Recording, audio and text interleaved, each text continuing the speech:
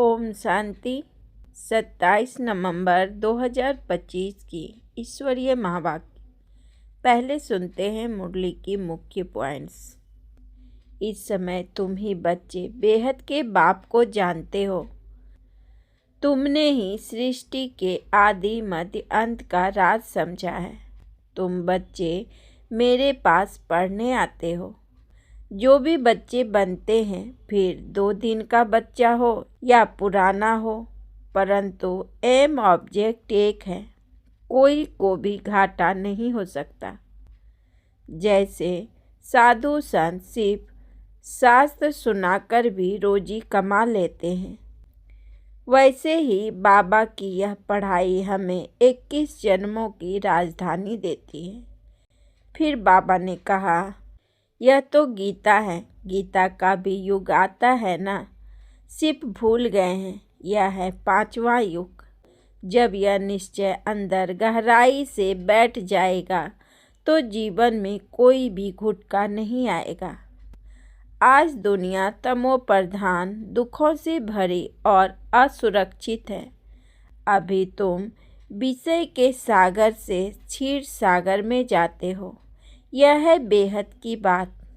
बाबा को याद करो और आत्मा को पवित्र बनाते जाओ।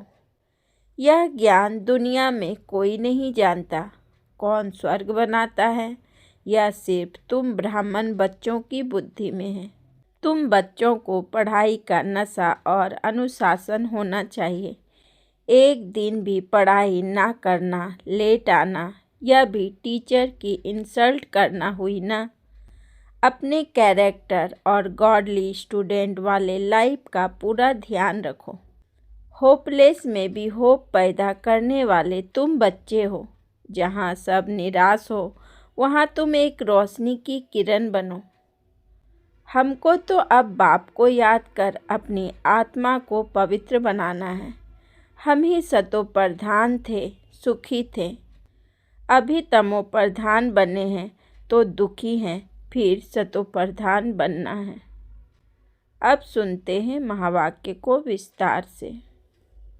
मुरली का सार। मीठे बच्चे, बाप जो पढ़ाते हैं उसे अच्छी रीति पढ़ो तो 21 जन्मों के लिए सोर्स ऑफ इनकम हो जाएगी। सदा सुखी बन जाएंगे। मीठे बच्चे, बाप जो पढ़ाते हैं उसे अच्छी रीति पढ़ो तो 21 जन्मों के लिए सोर्स ऑफ इनकम हो जाएगी।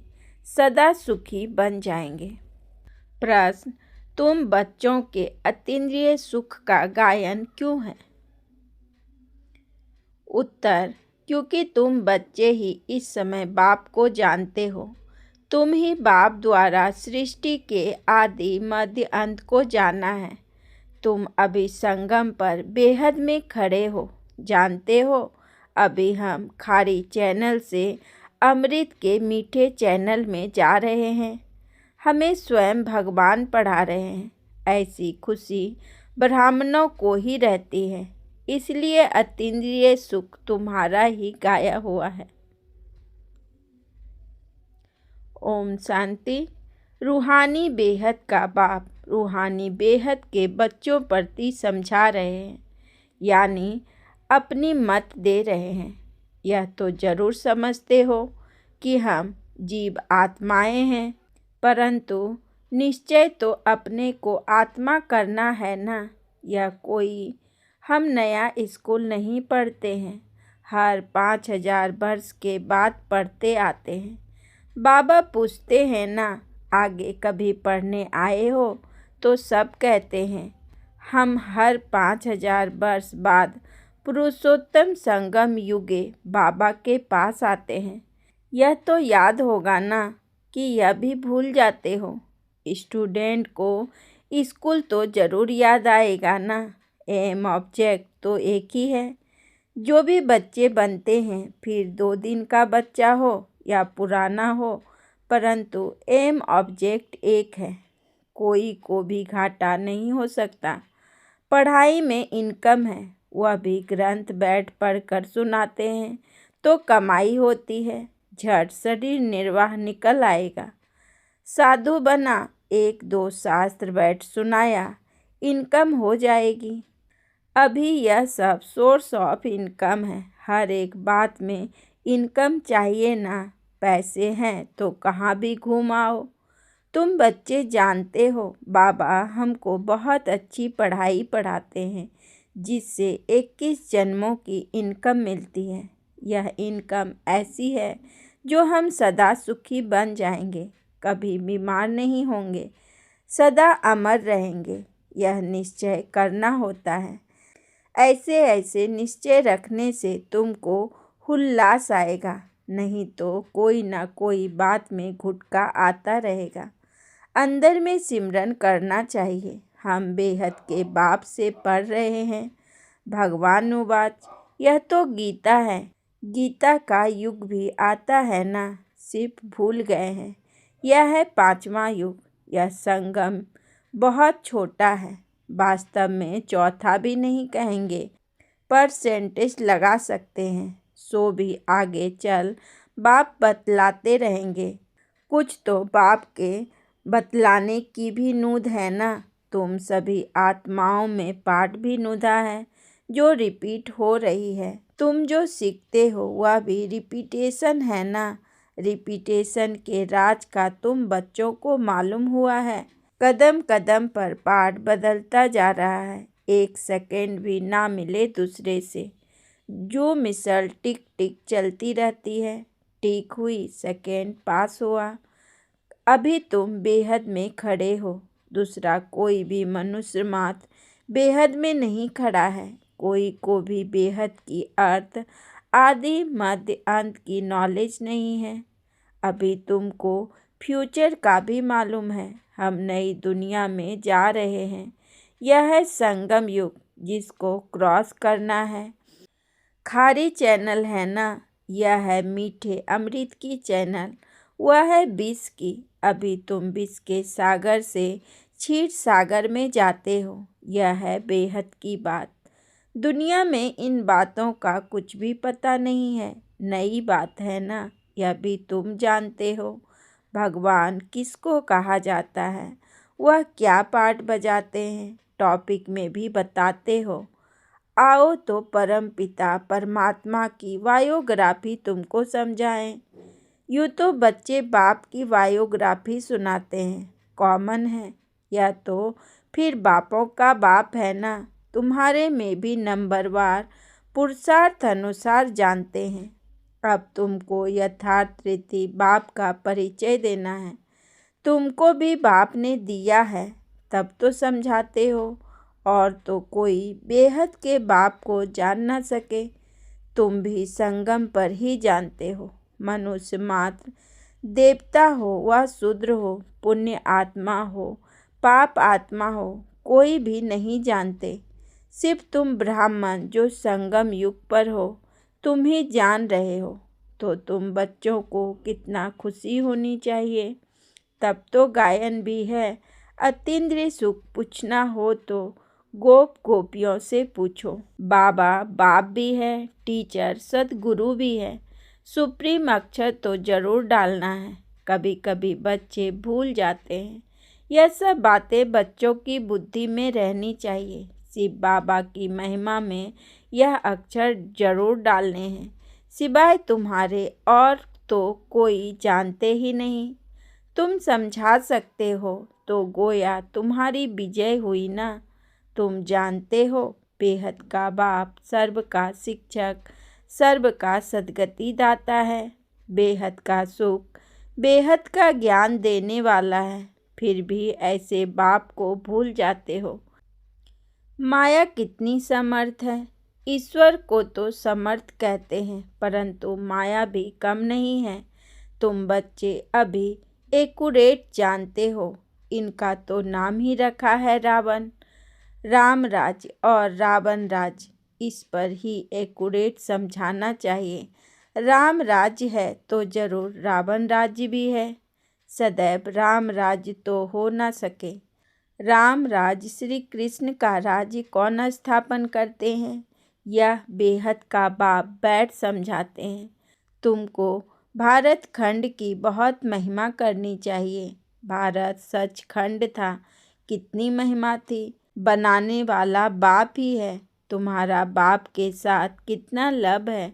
एम ऑब्जेक्ट बुद्धि में है, यह भी जानते हो। हम स्टूडेंट को अपनी पढ़ाई का नशा होना चाहिए, कैरेक्टर का भी ख्याल होना चाहिए। विवेक कहता है जबकि गॉडली पढ़ाई है तो उसमें एक दिन भी मिस नहीं करनी चाहिए, और टीचर के आने बाद लेट भी नहीं पहुंचनी चाहिए। टीचर के बाद आना यह भी एक इंसल्ट है। स्कूल में भी पिछाड़ी में आते हैं तो उनको टीचर बाहर में खड़ा कर देते हैं। बाबा अपने छोटेपन का मिसाल भी बताते हैं। हमारा टीचर तो बहुत सख्त था, अंदर आने भी नहीं देता था। यहाँ तो बहुत हैं जो देरी से आते हैं। सर्विस करने वाला सपूत बच्चा जरूर बाप को प्यारा लगता है ना।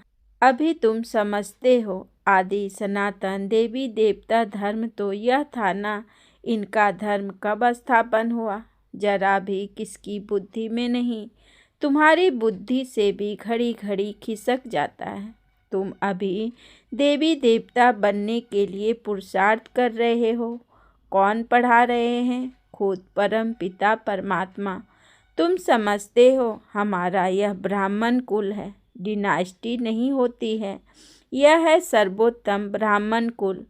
बाप भी सर्वोत्तम है ना। ऊंच से ऊंच है तो जरूर उनकी आमदनी भी ऊंची होगी। उनको ही श्री श्री कहते हैं, तुमको भी श्रेष्ठ बनाते हैं।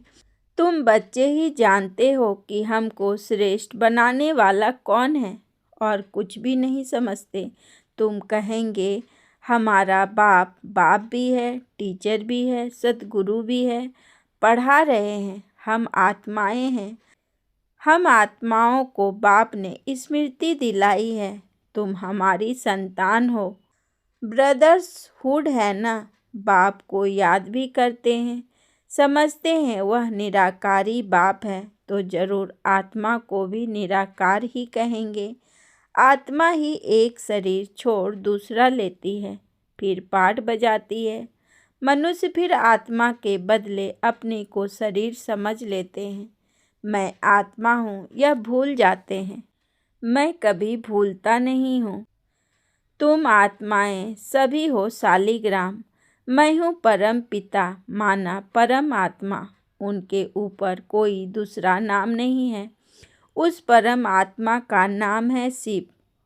हो तो तुम भी ऐसे ही आत्मा, परंतु तुम सब शालिग्राम हो। शिव के मंदिर में जाते हो, वहाँ भी शालिग्राम बहुत रखते हैं। शिव की पूजा करते हैं तो शालिग्राम की भी साथ में करते हैं ना। तब बाबा ने समझाया था कि तुम्हारी आत्मा और शरीर दोनों की पूजा होती है। हमारी तो सिर्फ आत्मा की होती है, शरीर है नहीं। तुम कितना ऊंच बनते हो। बाबा को तो खुशी होती है ना। बाप गरीब होता है, बच्चे पढ़कर कितना चढ़ जाते हैं, क्या से क्या बन जाते हैं। बाप भी जानते हैं तुम कितने ऊंच थे, अब कितने आरफन बन गए हो। बाप को ही नहीं जानते। अभी तुम बाप के बने हो तो सारे विश्व के मालिक बन जाते हो। बाप कहते हैं मुझे, कहते ही हो हेविनली गॉड फादर। यह भी तुम जानते हो। अभी स्वर्ग की स्थापना हो रही है। वहाँ क्या क्या होगा यह सिवाय तुम्हारे और कोई की बुद्धि में नहीं है। तुम्हारी बुद्धि में है कि हम विश्व के मालिक थे, अब बन रहे हैं। प्रजा भी ऐसे कहेगी ना कि हम मालिक हैं। यह बातें तुम बच्चों की ही बुद्धि में है, तो खुशी रहनी चाहिए ना। यह बातें सुनकर फिर दूसरों को भी सुनानी है। इसलिए सेंटर व म्यूजियम खोलते रहते हो। जो कल्प पहले हुआ था वही होता रहेगा। म्यूजियम, सेंटर आदि के लिए तुमको बहुत ऑफर करेंगे, फिर बहुत निकल पड़ेंगे। सबकी हड्डियाँ नर्म होती जाती है। सारी दुनिया की अब तुम हड्डियां नर्म करते जाते हो। तुम्हारे योग में ताकत कितनी ज़बरदस्त है। बाप कहते हैं तुम्हारे में ताकत बहुत है। भोजन तुम योग में रहकर बनाओ, खिलाओ तो बुद्धि इस तरफ खींचेगी। भक्ति मार्ग में तो गुरुओं की जूठा भी खाते हैं। तुम बच्चे समझते हो भक्ति मार्ग का विस्तार तो बहुत है, उनका वर्णन नहीं कर सकते। यह बीज वह झाड़ है, बीज का वर्णन कर सकते हैं, बाकी कोई को बोलो पेड़ के पत्ते गिनती करो तो कर नहीं सकेंगे। अथाह पत्ते होते हैं, बीज में तो पत्ते की निशानी दिखाई नहीं पड़ती है। वंडर है ना, इनको भी कुदरत कहेंगे। जीव जंतु कितने वंडरफुल हैं। अनेक प्रकार के कीड़े हैं, कैसे पैदा होते हैं। बहुत वंडरफुल ड्रामा है, इसको कहा ही जाता है नेचर। यह भी बना बनाया खेल है। सतयुग में क्या क्या देखेंगे, वह भी नई चीज़ें ही होगी। एवरीथिंग न्यू होता है। मोर के लिए तो बाबा ने समझाया है, उनको भारत का नेशनल बर्ड कहते हैं, क्योंकि कृष्ण के मुकुट में मोर का पंख दिखाते हैं। मोर और डेल खूबसूरत भी होता है, गर्भ भी आंसू से होता है, इसलिए नेशनल बर्ड कहते हैं। ऐसे खूबसूरत पक्षी विलायत के तरफ भी होते हैं। अब तुम बच्चों को सारे सृष्टि के आदि मध्य अंत का राज समझाया है, जो और कोई नहीं जानते। बोलो हम आपको परमपिता परमात्मा की बायोग्राफी बताते हैं। रास्ता है तो ज़रूर उनकी रचना भी होगी। उनकी हिस्ट्री ज्योग्राफी हम जानते हैं। ऊंच से ऊंच बेहद के बाप का क्या पाठ है, यह हम जानते हैं। दुनिया तो कुछ भी नहीं जानती। यह बहुत छीछी दुनिया है। इस समय खूबसूरती में भी मुसीबत है। बच्चियों को देखो कैसे कैसे भगाते रहते हैं। तुम बच्चों को इस बिकारी दुनिया से तो नफरत होनी चाहिए। यह छीछी दुनिया, छीछी शरीर है। हमको तो अब बाप को याद कर अपनी आत्मा को पावन बनाना है। हम सतो प्रधान थे, सुखी थे, अभी तमो प्रधान बने हैं तो दुखी हैं, फिर सतो प्रधान बनना है। तुम चाहते हो हम पतित से पावन बने। भल गाते भी हैं पतित पावन, परंतु नफरत कुछ भी नहीं आती। तुम बच्चे समझते हो यह छीछी दुनिया है। नई दुनिया में हमको शरीर भी गुलगुल मिलेगा। अभी हम अमरपुरी के मालिक बन रहे हैं।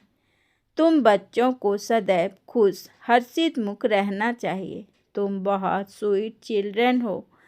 बाप 5000 वर्ष बाद उन्हीं बच्चों से आकर मिलते हैं तो ज़रूर खुशी होगी ना। हम फिर से आए हैं बच्चों से मिलने। अच्छा, मीठे मीठे सिक्की लधे बच्चों प्रति माता पिता बाप दादा का याद प्यार और गुड मॉर्निंग। रूहानी बाप की रूहानी बच्चों को नमस्ते। हम रूहानी बच्चों की रूहानी बाप दादा को पदम गुना नमस्ते नमस्ते नमस्ते। Good morning. शुक्रिया बाबा, शुक्रिया। धारणा के लिए मुख्य सार। नंबर 1, हम गॉडली स्टूडेंट हैं, इसलिए पढ़ाई का नशा भी रहे तो अपने कैरेक्टर पर भी ध्यान हो। एक दिन भी पढ़ाई मिस नहीं करनी है। देर से क्लास में आकर टीचर की इंसल्ट नहीं करना है। नंबर 2, इस बिकारी छीछी दुनिया से नफरत रखनी है। बाप की याद से अपनी आत्मा को पवित्र सतो प्रधान बनाने का पुरुषार्थ करना है। सदैव खुश हर्षित मुख रहना है। वरदान, होपलेस में भी होप पैदा करने वाले सच्चे परोपकारी संतुष्ट मनी भव। होपलेस में भी होप पैदा करने वाले सच्चे परोपकारी संतुष्ट मनी भव। विस्तार में बाबा ने कहा, त्रिकालदर्शी बन हर आत्मा की कमजोरी को परखते हुए उनकी कमजोरियों को स्वयं में धारण करने या वर्णन करने के बजाय कमजोरी रूपी कांटों को कल्याणकारी स्वरूप से समाप्त कर देना, कांटों को फूल बना देना, स्वयं भी संतुष्ट मणि के समान संतुष्ट रहना और सर्व को संतुष्ट करना, जिसके प्रति सब निराशा दिखाए, ऐसे व्यक्ति व ऐसी स्थिति में सदा के लिए आस के दीप जगाना अर्थात दिल शिकस्त को शक्तिवान बना देना, ऐसे श्रेष्ठ कर्तव्य चलता रहे तो परोपकारी संतुष्ट मणि का वरदान प्राप्त हो जाएगा। स्लोगन: परीक्षा के समय प्रतिज्ञा याद आए तब प्रत्यक्षता होगी। परीक्षा के समय प्रतिज्ञा याद आए तब प्रत्यक्षता होगी। यदि आपको आज का आध्यात्मिक सार पसंद आया हो तो वीडियो को लाइक शेयर करें और चैनल को सब्सक्राइब करें। कल फिर मिलेंगे एक नई मुरली स्मृति के साथ। ओम शांति।